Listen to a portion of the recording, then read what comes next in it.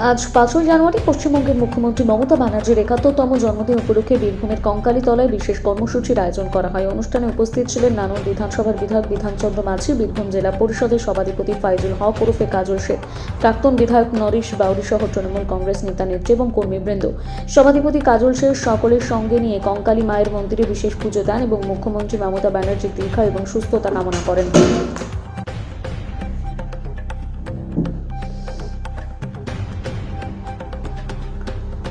এবং পাশাপাশি সর্বভারতীয় তৃণমূল কংগ্রেসের সাধারণ সম্পাদক অভিষেক ব্যানার্জির দীর্ঘায়ু এবং সুস্থতার জন্য প্রার্থনা করা হয়। জন্মদিন উপলক্ষে দুস্থ মানুষের মধ্যে 1800টি কম্বল বিতরণ করা হয়। এছাড়া মুখ্যমন্ত্রীর ৭১তম জন্মদিন উপলক্ষে প্রতীকীভাবে ৭১টি কেক কেটে উপস্থিত সকলের মধ্যে বিতরণ করা হয়।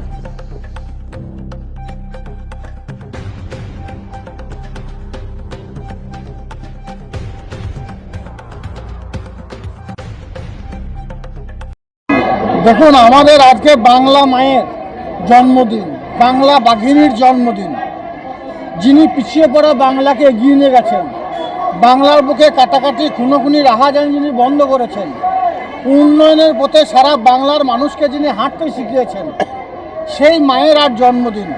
সেই জন্মদিন উপলক্ষে কঙ্কালী মায়ের মন্দির প্রাঙ্গণে এখানকার পুরোহিতদের সঙ্গে নিয়ে তাদের মাধ্যমে মন্ত্র পাঠ উচ্চারণের মাধ্যমে মায়ের দীর্ঘায়ু কামনা করলাম, সঙ্গে সঙ্গে তার সুস্থতা কামনা করলাম এবং আমাদের তৃণমূল কংগ্রেস দলের সাধারণ সম্পাদক যুবরাজ অভিষেক বন্দ্যোপাধ্যায় তার সুস্থতা এবং দীর্ঘায়ু কামনা করলাম। সঙ্গে সঙ্গে এখানে দেখতে পাচ্ছেন বীরভূম জেলার বিভিন্ন প্রান্ত থেকে মামাটি মানুষের সৈনিকের এসেছে। এখানে দেখতে পাচ্ছেন নানু বিধানসভার বিধায়ক আছে, বীরভূম জেলায় এসসি ওবিসি সভাপতি আছে, সাঁইথিয়া থেকে কাউন্সিলর এসেছে, আরও অনেক মামাটি মানুষের সৈনিক এসেছে।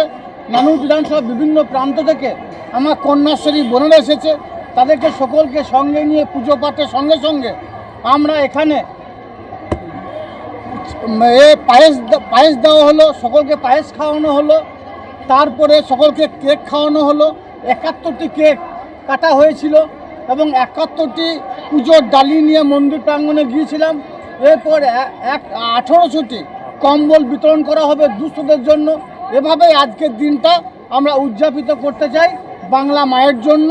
সেটাই আমরা সংঘবদ্ধভাবে আপনাদের সাপেক্ষে নানুর পঞ্চায়েত সমিতির সভাপতি, বোলপুর শ্রীনিকেতন পঞ্চায়েত সমিতির সভাপতি থেকে শুরু করে ত্রিস্তর গ্রাম পঞ্চায়েতে উত্তীর্ণ সমস্ত জনপ্রতিনিধি এবং কঙ্কালীতলা অঞ্চলের অঞ্চল সভাপতি থেকে শুরু করে এখানকার ধারক বাহক যারা আছেন সকলে এখানে উপস্থিত আছেন আজকে অনুষ্ঠানটাকে সাফল্যমণ্ডিত করার জন্য। আপনারা জানেন, প্রত্যেক বছরই যখন আমাদের যুবরাজের জন্মদিন হয়, আমাদের মায়ের বঙ্গজননী মমতা বন্দ্যোপাধ্যায়ের জন্মদিন হয়, আমরা সকলেই এই কঙ্কালী মায়ের মন্দির প্রাঙ্গণে এসে উপস্থিত হই তার দীর্ঘায়ু এবং সুস্থতা কামনা করার জন্য।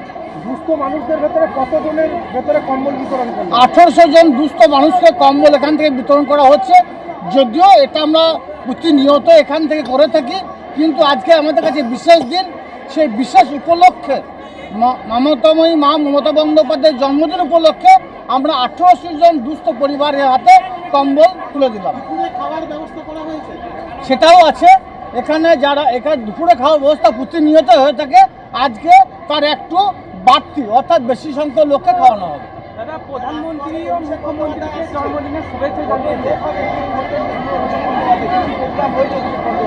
দেখুন, আমাদের যুবরাজ অভিষেক বন্দ্যোপাধ্যায় আগামীকাল বীরভূম জেলার মাটিতে পা রাখবেন। সর্বত বীরভূম জেলার বিভিন্ন প্রান্তে যারা মামাটি মানুষের সৈনিকেরা আছে তারা উজ্জীবিত আছে ওই মাঠে পৌঁছানোর জন্য। যদিও আমার দৃঢ় বিশ্বাস ওই মাঠে জায়গা দেওয়া সম্ভব হবে না। যতখানি মাঠ আছে শুধু মাথা ছাড়া আর কিছু দেখতে পাবেন না আপনারা। অভিষেক বন্দ্যোপাধ্যায় 2026-এর নির্বাচনের প্রাক্কালে বীরভূমে এসে বীরভূমে মামাটি মানুষের সৈনিকদের দিশা দেখাবেন, পথ দেখাবেন।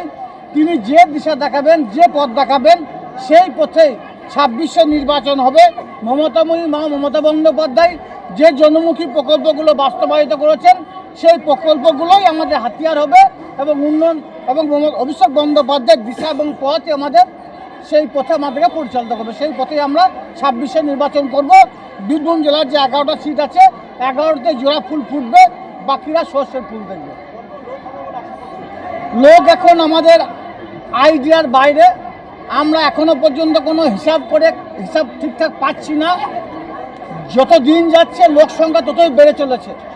সেটা 8 লক্ষ হবে না 10 লক্ষ হবে আমরা কিছুই বুঝে উঠতে পারছি না।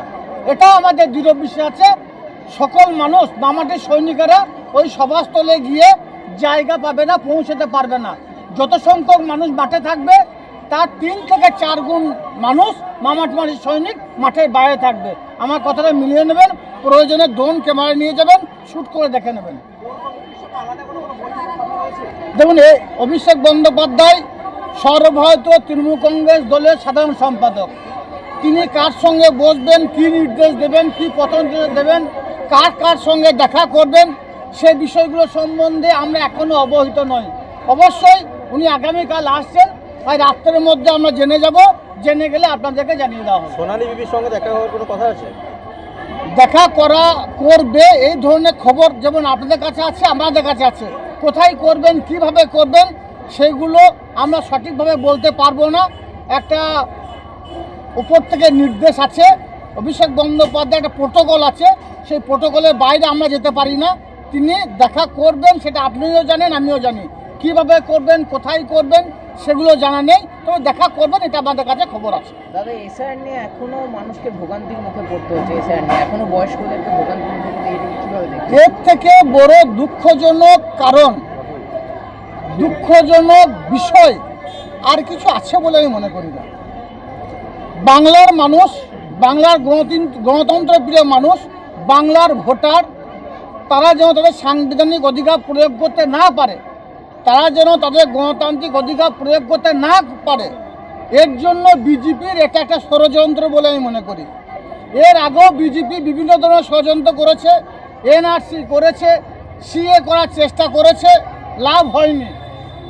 বাংলার যারা মমতা বন্দ্যোপাধ্যায় সৈনিক আছে তাদেরকে ইডি সিবিআইয়ের ভয় দেখিয়েও লাভ হয়নি। 21শে নির্বাচন, 24শে নির্বাচন তার প্রমাণ আমরা দেখেছেন। সম্ভবত 26শে নির্বাচনের প্রাক্কালে বিজেপি এসআইআর নিয়ে যে ষড়যন্ত্র করার চেষ্টা করছে, লাভ হবে না। বাংলার মানুষ মমতা বন্দ্যোপাধ্যায় উন্নয়নের সঙ্গে আছে। মমতা বন্দ্যোপাধ্যায়, অভিষেক বন্দ্যোপাধ্যায় যাদের নমিনেশন দেবে, বাংলার বুকে চতুর্থবারের জন্য বাংলার মসনদে মাননীয় মুখ্যমন্ত্রী মাননীয় মমতা বন্দ্যোপাধ্যায় 250-এরও বেশি আসন নিয়ে ক্ষমতায় আসবেন, সেদিনটা অপেক্ষায় আমরা আছি। কঙ্কালতলায় বিজেপির আইটি সেলের ইনচার্জকে মারধরের অভিযোগ তৃণমূলের বিরুদ্ধে, কি বলবেন? এই বিষয়টা আমার থেকে আপনাদের কাছে বেশি জানা থাকবে, খবর থাকবে, কারণ আমরা হচ্ছেন গণতন্ত্রের চতুর্থ স্তম্ভ, বারবারই বলে থাকি। আসল সত্য উদ্ঘাটন করে আপনাদের কাজ, আপনাদের ডিউটি। আমি কালকে আমার অঞ্চল সভাপতি আলেপ ভাই এখানে আছে, আলেপ ভাইয়ের কাছ থেকে দেখতে পেলাম, মেসেজ জানতে পারলাম রাত্রিতে, যে ব্যক্তিটি থানাতে কমপ্লেন করেছিল সে কারো দ্বারা প্রভাবিত হয়ে থানাতে কমপ্লেন করেছে। কারো দ্বারা বলতে বিজেপি নেতৃত্বের দ্বারা। তারা তৃণমূল কংগ্রেস দলটাকে কলুষিত করতে চেয়েছিল। তার প্রমাণ গতকাল পেয়েছেন। সেই ব্যক্তিটা থানায় গিয়ে লিখিত হয়ে অভিযোগ দায়ের করেছে যে না, আমাকে কেউ মারধর করেনি, আমার উপর কেউ অত্যাচার করেনি, আমি মিথ্যা অভিযোগ করেছিলাম, তার জন্য আমি দুঃখিত। সবতে বিজেপি দলকে আমি বলবো, এই কঙ্কালী মায়ের মন্দির প্রাঙ্গণ থেকে যে এইসবভাবে মিথ্যার আশ্রয় নিয়ে টাকা পয়সা দিয়ে জাতপাতের ভেদাভেদ করে বীরভূম জেলার মানুষকে বিপথে পরিচালিত করা যাবে না। আপনারা যে ষড়যন্ত্র করেছিলেন তার প্রমাণ তিনি নিজেই দিয়েছেন যে আমি দুঃখিত এই জন্য অভিযোগ করার জন্য। সর্বদাই বলবো, আসুন বীরভূম জেলাটা বাংলার উন্নয়নের স্বার্থে লড়াই করি। আপনারা মানুষকে পেটে লাথ মারার চেষ্টা করেছেন, মানুষের পেটের ভাত করার চেষ্টা করেছেন, 100 দিনের কাজের টাকা বন্ধ করেছেন কেন্দ্র সরকারকে বলে, বাংলার যারা বিজেপি আছে আবাস যোজনার টাকা বন্ধ করেছেন, কিন্তু লাভ হয়নি। বাংলার মানুষ মমতাময়ী মা মমতা বন্দ্যোপাধ্যায়ের সঙ্গে ছিল, অভিষেক বন্দ্যোপাধ্যায়ের সঙ্গে ছিল, আছে, থাকবে। 24-26 নির্বাচনে বীরভূম জেলার যে 11টা সিট আছে 11-0 করে ছাড়বো, কথাটা মিলিয়ে নেবেন। আপনাদের সকলকে গণনা কেন্দ্রে আসার জন্য অনুরোধ করছি। তাছাড়াও বিজেপির যা নেতাকর্মী আছে রাজ্য থেকে যারা তারাই যাই পাখির মতো আমার জেলাতে আসবেন, তাদেরকেও, তাদের জন্য বীরভূম জেলার যে বড় বড় হোটেলগুলো আছে বুকিং করে রাখবো আমি। গণনা কেন্দ্রের দিনে যেদিন গণনা হবে সেদিন থাকার ব্যবস্থা আমি করব। খাওয়া দাওয়ার ব্যবস্থা করব, তারা সেই হোটেলে থাকবে, খাবে এবং শূন্য জিরোটাকে ঘাড়ে করে নিয়ে কলকাতার উদ্দেশ্যে রওনা হবে। রাহুল সিনহা আপনাকে হুঁশিয়ারি দিয়েছে, কি বলবেন? ওগুলো একটা হাস্যকর ব্যাপার।